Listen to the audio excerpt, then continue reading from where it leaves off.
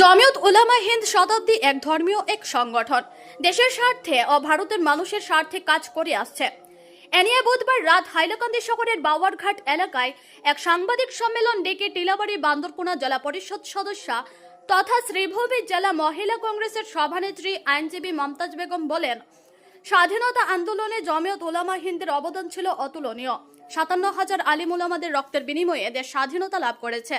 তখনকার ব্রিটিশ ও ব্রিটিশ অনুগামীরা জমিয়তের বিরোধিতা করেছে। বর্তমানে জমিয়ত উলামা হিন্দ দেশের স্বার্থে, মানুষের স্বার্থে, দেশের সার্বভৌমিত্বের স্বার্থে ও মানুষের অধিকারের স্বার্থে কাজ করে যাচ্ছে। আজকের দিনে এই সংগঠনের বিরুদ্ধে কেউ কথা বললে আমি মনে করব তাদের স্বাধীনতা আন্দোলনের সঙ্গে, দেশের মাটির সঙ্গে, দেশের সঙ্গে কোনো লেনাদেনা নেই। আজকের ভারতবর্ষের মাটিতে জমিয়তের রক্তের গন্ধ রয়েছে। যদি কেউ বিরোধিতা করে জমিয়তের কোনো তোয়াক্কা করে না, তিনি আরো বলেন, এপিসিসির সভাপতি গৌরব গগৈর উত্থান দেখে মুখ্যমন্ত্রী হেমন্ত বিশ্ব শর্মা ভারসাম্য হারিয়ে আবুল তাবুল বক্তব্য দিচ্ছেন। মুখ্যমন্ত্রী হিসেবে তিনি যেভাবে বক্তব্য দিয়ে থাকেন, আমরা সাধারণ নাগরিক হিসেবে লজ্জাবোধ হয়। সামনে নির্বাচন, ওনার কথাবার্তা দেখে স্পষ্ট যে মুখ্যমন্ত্রীর পতন অনিবার্য। জমিয়ত উলামা হিন্দ যেটা একটা শতাব্দী প্রাচীন একটা ধর্মীয় সংগঠন। 1919 সালে ফেব্রুয়ারি মাসে সেই সংগঠনের জন্ম হয়েছিল। তো সেই দিন থেকে ভারতবর্ষের স্বার্থে, দেশের স্বার্থে ওনারা কাজ করে আসছেন। বিশেষ করে স্বাধীনতা সংগ্রামে জমিয়তের ভূমিকা ছিল অতুলনীয়। জমিয়তের নেতৃত্বে ৫৭,০০০ আলিম উলামারা স্বাধীনতা আন্দোলনে শহীদ হয়েছেন। তখনও ব্রিটিশরা এবং ব্রিটিশের অনুগামীরা জমিয়তের বিরোধিতা করেছিল। তো আজকের দিনেও জমিয়তের নেতৃস্থানীয়রা দেশের সাথে, সমাজের সাথে, দেশের সার্বভৌমত্ব রক্ষার স্বার্থে, মানুষের সাংবিধানিক অধিকারের স্বার্থে বিভিন্নভাবে কাজ করে আসছে। আজকের দিনেও যদি কেউ বিরোধিতা করে, তো আমি বলবো এদের স্বাধীনতা আন্দোলনের সঙ্গে কোনো লেনাদেনা নাই, এদের দেশের সঙ্গে কোনো লেনাদেনা নাই, দেশের মাটির সাথে ওনাদের কোনো লেনাদেনা নাই। আজকের দিনে যদি ভারতবর্ষের মাটিতে মাটির গন্ধ যদি কেউ নেয়, তাহলে জমিয়ত উলামাদের যারা নেতারা আছেন ওনাদের রক্তের গন্ধ ভারতবর্ষের মাটিতে আছে। তো যদি কেউ বিরোধিতা করে, জমিয়ত কিন্তু এইসবের তোয়াক্কা করে না। এরা নিজস্ব গতিতে দেশের সাথে, জাতির সাথে, সমাজের সাথে কাজ করে আসছে এবং আগামীতে ওনারা ওনাদের কাজ চালিয়ে যাবেন।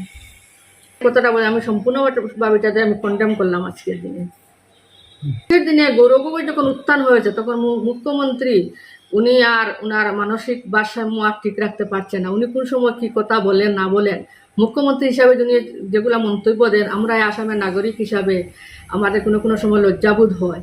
তো ওনার কথাবার্তা গতদিন আপনারা দেখবেন, উনি ভারতবর্ষের মধ্যে সবচেয়ে পাওয়ারফুল ব্যক্তি বলে নিজেকে জাহির করতে চেয়েছিলেন।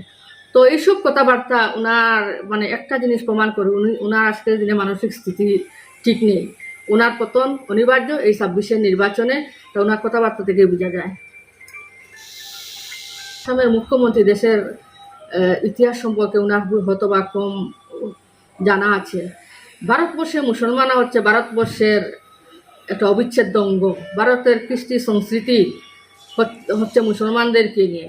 ভারতবর্ষের স্বাধীনতা আন্দোলনে মুসলমানদের অবদান ছিল যথেষ্ট। আজকের দিনে যদি মুসলমানরা ভারতবর্ষে আত্মসম্মান নিয়ে বাঁচে থাকার দাবি রাখে, তাহলে ওনারা কিন্তু এটা ফ্রি পায়নি। দেশের স্বাধীনতা আন্দোলনে হাজার হাজার মানুষ শহীদ হয়েছেন বলে সেটা ভারতের মুসলমান স্বাধীনভাবে বাচ্চার একটা ডিজার্ভ করে ভারতবর্ষের মাটিতে। তো উনি যে কথাবার্তা বলছেন, মুসলমানদের কৃষ্টি সংস্কৃতি সভ্যতাকে তুচ্ছ তাচ্ছিল্য করছেন, উনি ভারতবর্ষের ইতিহাস জানেন। আমি আবারও বলছি, মুসলমানরা হচ্ছে ভারতবর্ষের একটা অবিচ্ছেদ্য অঙ্গ।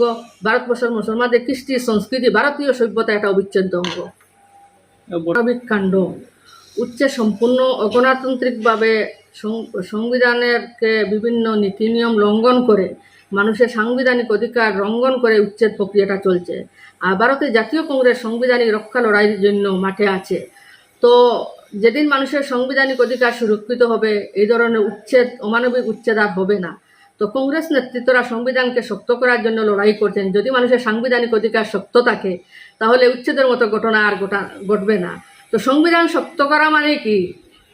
এই ধরনের অমানবিক কাজকে প্রশ্রয় না দেওয়া। তো ওনারা মূল সংবিধান রক্ষার জন্য লড়াই করছেন, তার মানে কিনা উচ্ছেদের বিরোধিতা করছেন ইনডাইরেক্টলি আর ডাইরেক্টলিও। তার মানে আসামে মানুষের সাংবিধানিক অধিকার নাই। প্রথমত খাদ্যবস্ত্র, বাসস্থান মানুষের হইলে মৌলিক অধিকার। তো বাসস্থানের ব্যাপারটা যেটা আছে, মানুষকে সংস্থাপন দিয়ে উচ্ছেদ করার কথা, কিন্তু বাসস্থানের কোনো দ্বার ধারে না। এমনিতে দেখি ইন্দিরা আবাস যোজনা গরিবদের জন্য মানে বরাদ্দ করা হয়, কিন্তু আজকের দিনে যে ইন্দিরা আবাস গরিব মানুষ যে ইন্দিরা আবাস যে একটা তৈরি করবে, পুরনো যে ইন্দিরা আবাসগুলো আছে সেগুলো ভাঙচুর করে দিয়ে মানুষকে গৃহহারা করা হয়েছে। তো এটা মানে এটা স্পষ্ট যে আজকের দিনে যে সরকার যেটা চলছে সম্পূর্ণ অসাংবিধানিকভাবে চলছে। মানুষ একবারে সংবিধানের প্রতি আনুগত্যতা স্বীকার করে সাংবিধানিক পদে বসে অসাংবিধানিক কথাবার্তা বলার অর্থ হলো সংবিধান বিরোধী কাজ করা।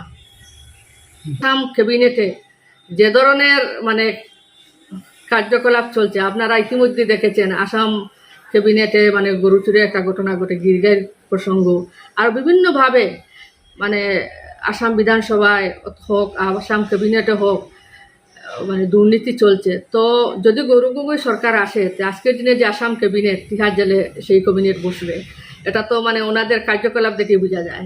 তো গৌরব গগৈ যেটা বলছেন সেটা আইনি প্রক্রিয়া যদি হয়, সঠিকভাবে তদন্ত হয়, তো ওনাদের দুর্নীতি অবশ্যই ধরা পড়বে, ওনারা অটোমেটিক জেলে থাকবেন।